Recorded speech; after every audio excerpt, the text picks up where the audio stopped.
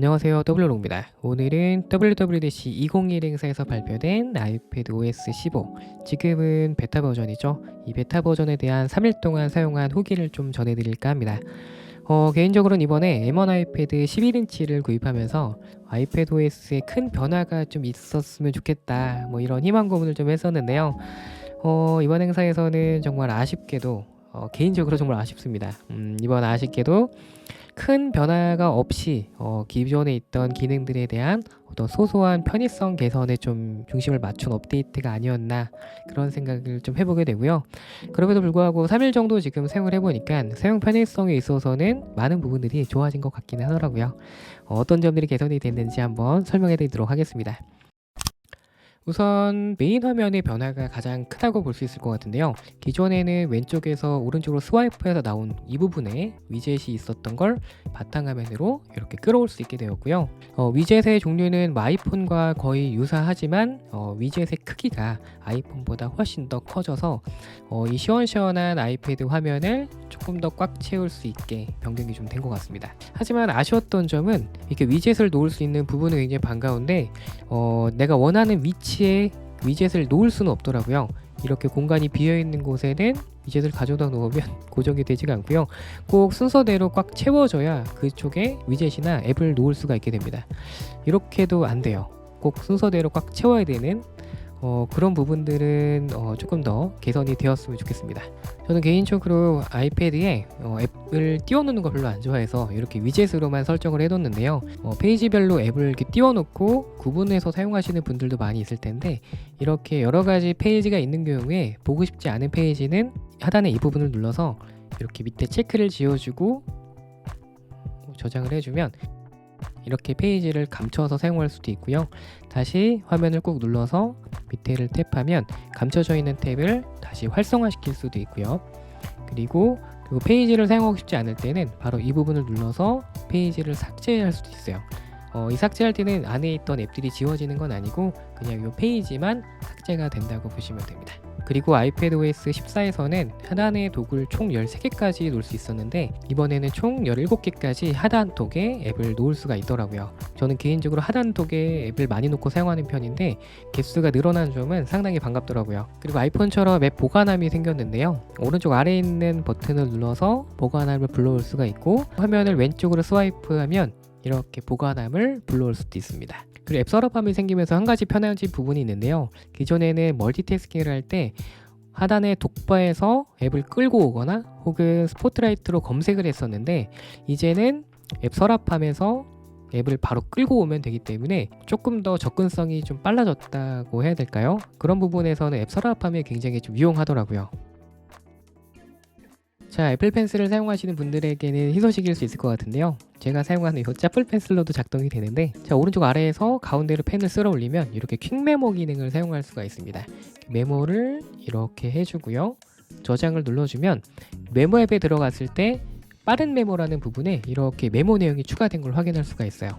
여기서도 당연히 추가가 가능하겠죠. 그리고 조금 더 활용할 수 있는 부분은 그 웹사이트를 열어놓은 상태에서 퀵 메모를 실행을 하게 되면 그 링크 추가 기능을 사용할 수가 있습니다. 링크 추가를 눌러주고 하단에 메모도 가능하죠. 이렇게 저장을 해주면 이렇게 빠른 메모라는 부분에 웹사이트 바로 가기를 넣어놓고 사용할 수 있게 되는 거고요. 그리고 퀵 메모의 링크로 저장해 놓은 페이지로 이동을 하게 되면 이렇게 메모가 또 불러와져서 추가적인 메모를 할 수 있도록 되어 있더라고요. 소소하지만 이런 부분들을 좀 신경을 많이 쓴 것 같아요. 네이버에서 다시 애플 이벤트 페이지로 들어가면 이렇게 메모가 올라오죠. 그리고 웹사이트에 있는 내용을 바로 링크로 가져올 수도 있고요. 바로 복사를 해서 빠른 메모에 추가를 해줄 수도 있습니다. 애플 펜슬 있으신 분들은 조금 더 이 펜슬 활용도가 높아지지 않았나 싶어요. 혹시나 싶어서 제가 손으로도 이렇게 해봤는데 손으로는 안 되더라고요. 펜슬이 꼭 필요합니다. 자, 개인적으로 아이패드를 사용하면서 화면 분할 기능을 자주 사용하고 있는데요. 화면 분할 기능이 조금 많이 개선이 되었더라고요. 앱을 실행하면 상단에 이렇게 점점점 아이콘이 있는데요.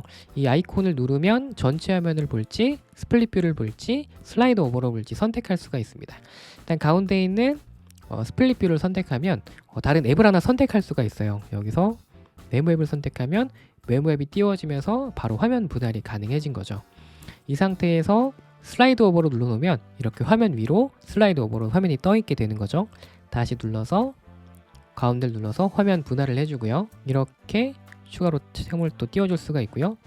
앱을 띄워놓은 상태에서도 화면 분할을 하거나 슬라이드 오버, 전체 화면, 이런 식으로 화면 분할을 하는 게 조금 더 직관적으로 바뀌었습니다. 기존에는 사용하는 앱이 스플릿 뷰나 슬라이드 오버를 사용할 수 있는지 여부를 확인할 수가 없었는데 이번 업데이트를 통해서 표시된 이 점점점을 눌러보면 지금 사용하는 앱이 스플릿 뷰나 슬라이드 오버를 지원하는지 여부를 확인할 수가 있더라고요. 지금 루마 퓨전 같은 경우에는 모두 다 활성화되어 있어서 스플릿 뷰나 슬라이드 오버를 사용할 수가 있는데, 이렇게 어피니티 포토 같은 경우에 스플릿 뷰나 슬라이드 오버가 비활성화되어 있는 걸 확인할 수가 있는데요. 이런 식으로 사용하는 앱이 스플릿 뷰나 슬라이드 오버가 지원이 되는지를 조금 더 손쉽게 확인할 수가 있다는 점도 소소하게 바뀐 점인 것 같습니다. 기존에는 모든 제스처를 다 외워서 작동을 했어야 됐지만 이렇게 아이콘화 시켜준 점이 활용성을 조금 더 높여준 것 같기는 합니다. 하지만 이 세로로 사용하는 경우에는 이 분할 모드가 굉장히 좀 불편하게 느껴지더라고요. 좌우로 분할이 되기보다는 상하로 분할되는 기능이 좀 제공되면 좋을 것 같은데 그런 기능이 아직 추가가 안 된 부분이 조금 아쉬운 것 같습니다. 이렇게 가로 모드를 사용할 때는 정말 편한데 세로 모드로 사용하면 이 화면 분할 모드는 거의 못 쓴다고 봐야 되지 않을까 싶어요. 그리고 소소하지만 이런 기능도 추가가 됐더라고요. 이렇게 실행되어 있는 앱에서 앱과 앱을 이렇게 드래그 해주면 합쳐집니다. 이렇게 합쳐서 분할된 화면으로 바로 사용할 수도 있고요. 이 상태에서 앱을 분리시킬 수도 있고요. 다른 앱에 다시 합치는 것도 가능합니다. 그리고 이번 iPadOS 15를 통해서 새로 추가된 기능 중 하나가 바로 선반이라는 기능인데요. 지금 보는 것처럼 화면 아래에 동일한 브라우저, 동일한 앱이 여러 개 띄워져 있는 상황을 한 번에 볼 수가 있고요. 그 앱을 선택하면 그 화면으로 바로 이동도 가능합니다. 이건 사파리뿐만 아니라 여러 가지 앱에서도 가능하더라고요. 이렇게 메모 앱에서도 응용이 가능하고요. 파일 같은 경우에도 이렇게 이동하면서 사용할 수가 있더라고요. 자, 이번 업데이트를 통해서 사파리도 굉장히 많은 부분들이 개선이 됐는데 이렇게 사파리 브라우저에 탭을 추가하는 기능이 생겼고요. 탭을 누르면 해당 화면으로 바로 이동이 가능합니다. 그리고 탭을 이렇게 열어놓은 상태에서 이 열려있는 탭을 하나의 그룹으로 묶어 놓을 수가 있는데요.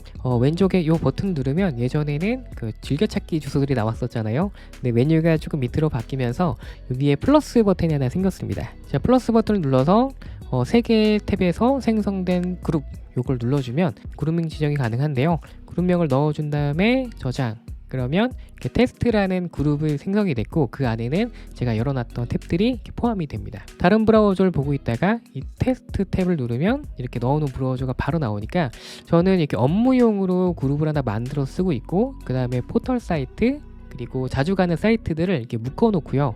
바로 탭에서 이렇게 이동하는 방식으로 사용하고 있는데 막상 써보니까 굉장히 좀 편한 부분들이 많더라고요. 이 부분은 업데이트 되면 꼭 사용 한번 해보시길 바랄게요. 자, 그리고 마지막으로 기존엔 방해 금지 모드만 있었다면 이번에 집중 모드라는 기능이 추가가 됐습니다. 그래서 오른쪽 아래를 쓸어 내리면 방해 금지 모드에 집중 모드라고 나오죠. 이걸 눌러보면 집중 모드에 대한 설정을 해줄 수가 있는데 예를 들어 업무 시간과 그리고 여가 시간을 나눠서 그 상황에 맞는 앱들을 보여주고 그 상황에 맞는 알림을 받는 부분들을 설정해 줄 수가 있는데 제가 막상 사용을 해보니까 저는 뭐 이게 크게 필요가 없더라고요. 사용하는 환경에 따라서는 개인 시간을 방해받지 않는 뭐 그런 프라이빗한 환경들을 원하신다면 뭐 설정해 두시고 사용하는 것도 좋을 것 같습니다. 이 집중 모드는 아이패드보다는 아이폰에 조금 더 맞지 않나 싶기는 생각이 들더라고요. 자, 이렇게 iPadOS 15 베타 버전을 살펴봤습니다. iPadOS 15 베타 버전을 3일 동안 사용하고 느낀 점, 그리고 이번 WWDC 2021 행사를 보면서 느꼈던 점은 애플이 맥북과 아이패드에 정확한 선을 좀 긋는 게 아닌가 그런 생각이 강하게 들었거든요. 아이패드는 아이패드고 맥북은 맥북이니까 필요한 사람은 둘 다 구입해라 뭐 이런 뉘앙스가 조금 있었는데 그래도 이 iPadOS의 외장 모니터 지원 정말 포기 못하겠거든요. 요거는 차후에라도 꼭 지원해줬으면 좋겠습니다. 자, 오늘 영상은 이렇게 마무리 짓도록 하고요. 혹시 궁금하신 점 있으시면 댓글 남겨주시면 답변 남겨드리도록 하겠습니다. 오늘도 영상 끝까지 시청해주셔서 감사드리고요. 저는 또 다른 영상으로 찾아오도록 할게요.